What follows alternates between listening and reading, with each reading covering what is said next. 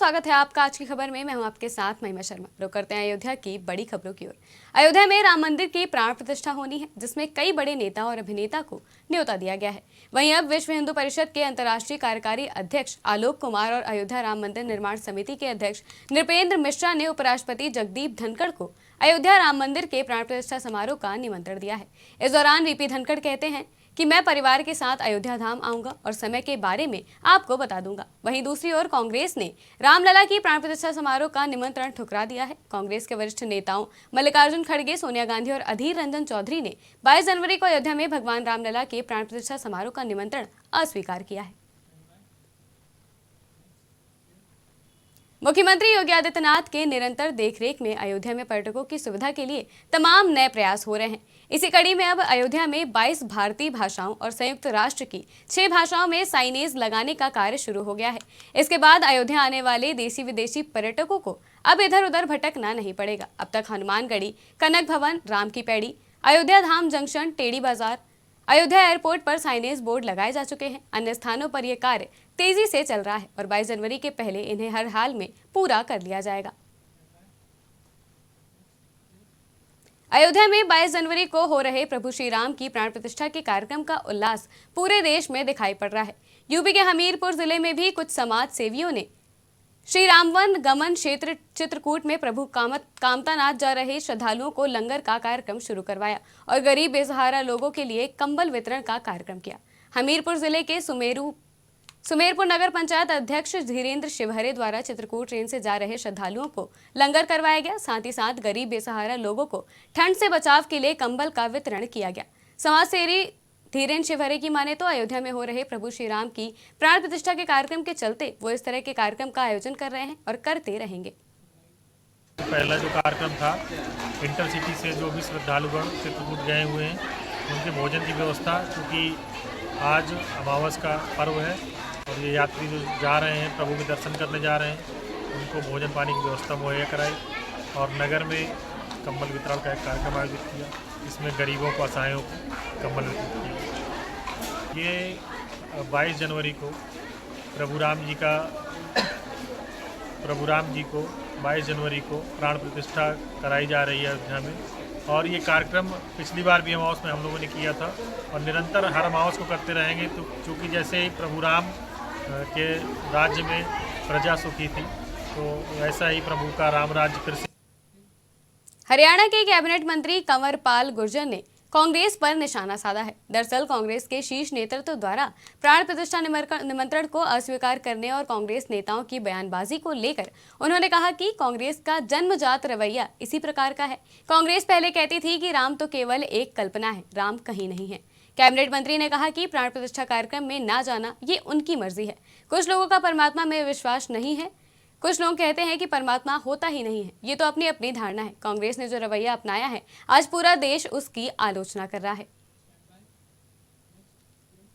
अयोध्या में होने वाले भव्य ऐतिहासिक और धार्मिक आयोजन के लिए जहां पूरे देश में तैयारी चल रही है, वहीं करनाल में भी श्री राम के आगमन की तैयारी जोरों शोरों से की जा रही है। करनाल की सेवा भारती संस्था को अयोध्या में सजावट का काम मिला है। यहाँ से हजारों की संख्या में स्वदेशी लड़ियां बनाई जा रही हैं, जिनसे भगवान की नगरी और मंदिर की सजावट होगी। लड़ियां बनाने में जुटी महिलाओं में उत्साह के साथ खुशी भी है कि वो रामकाज कर रही हैं और उनकी बनाई हुई लड़ियां अयोध्या को जगमग करेगी। इस आयोजन के लिए विशेष रूप से तिरंगा लड़ी बनाई गई है। राम जन्मभूमि आंदोलन से जुड़े ओम प्रकाश उत्रेजा ने बताया कि करनाल के राम भक्तों ने पहले भी योगदान दिया है और अब सजावट में भी अपनी सेवा देंगे।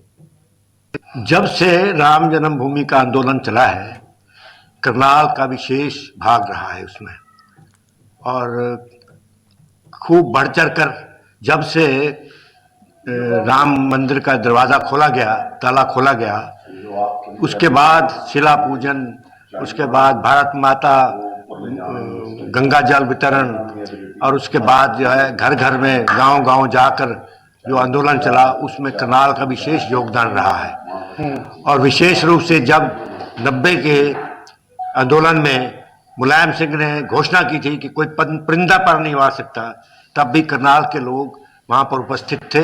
जब गोलियों की बछाड़ हो रही थी उस समय मैं स्वयं भी वहाँ उपस्थित था। और उसके बाद जब 92 में ये ढांचा साफ हुआ तो राम मंदिर की प्राण प्रतिष्ठा के लिए पूरे देश भर में धूम और उत्साह का माहौल नजर आ रहा है और इसी बीच प्राण प्रतिष्ठा के दिन अपनी सेवाएं देने के लिए छत्तीसगढ़ से डॉक्टर की टीम भेजी जा रही है। स्वास्थ्य मंत्री श्याम बिहारी जायसवाल ने हरी झंडी दिखाकर उन्हें रवाना किया। राम के ननिहाल से 50 डॉक्टरों की टीम भगवान श्री राम के मंदिर के प्राण प्रतिष्ठा में चिकित्सीय सेवा प्रदान करेगी। इस टीम में 30 नर्स और 20 डॉक्टर शामिल हैं। वहीं दूसरी 50 डॉक्टरों की टीम 27 जनवरी को छत्तीसगढ़ से रवाना की जाएगी। वहीं डॉक्टरों ने अयोध्या जाने को लेकर अपनी खुशी जाहिर की। डॉक्टरों ने कहा कि यह हमारा सौभाग्य है कि हमें अयोध्या में सेवा करने का मौका मिल रहा है।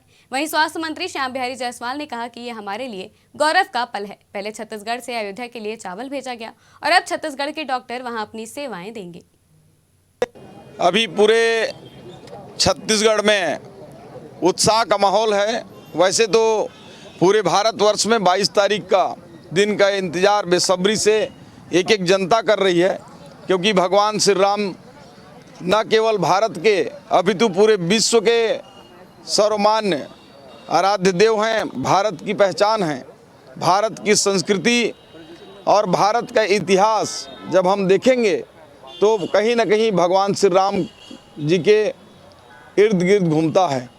छत्तीसगढ़ चूँकि माता कौशल्या की धरती है और भगवान श्री राम हमारे भांजे हैं, इसलिए अभी कुछ दिन पहले यहाँ के अन्नदाता किसानों के उपजाई हुई जो धान है उनके प्रसाद के लिए छत्तीसगढ़ के राइस मिलर एसोसिएशन ने चावल को भेजा। और एक सुखद बात है कि 22 तारीख को जो कार्यक्रम संपन्न होना है, भगवान श्री रामचंद्र जी अपने मंदिर में प्रतिष्ठित होंगे। उस दिन के लिए हमारे रायपुर शहर के प्रतिष्ठित हॉस्पिटल श्री सत्य साईं हॉस्पिटल के 50 डॉक्टरों का दल आज रवाना हो रहा है और 50 डॉक्टरों का दल अभी और जाना है जो मेडिकल सुविधाएं वहां देंगे। ये हम सबों के लिए एक गौरव का और उत्साह भरा। प्राण प्रतिष्ठा कार्यक्रम के पहले अयोध्या अपने वैभव से पूरी दुनिया को चौंकाने के लिए तैयार है। सीएम योगी आदित्यनाथ के विजन 2047 के मुताबिक अयोध्या को देश का स्वच्छतम शहर बनाने का संकल्प भी लिया गया है। इसी कड़ी में एक साल के अंदर अयोध्या को स्वच्छतम नगरी बनाने के पहले चरण में 1500 अतिरिक्त सफाई मित्रों को सड़कों पर तैनात कर दिया गया है। ये सभी सफाई मित्र 8-8 घंटे की 3 शिफ्टों में शहर के सभी प्रमुख स्थलों की साफ सफाई का कार्य कर रहे हैं और 22 जनवरी तक फेज 1 के तहत स्वच्छ भारत मिशन के मानकों के अनुरूप सभी प्रक्रिया पूरी कर लेंगे। वहीं अगले कुछ महीनों में अयोध्या के सभी 60 वार्डों में 7 प्रक्रियाओं के अनुपालन व 10 मुख्य उद्देश्यों की पूर्ति के जरिए स्वच्छता के लक्ष्य को पूरा किया जाएगा।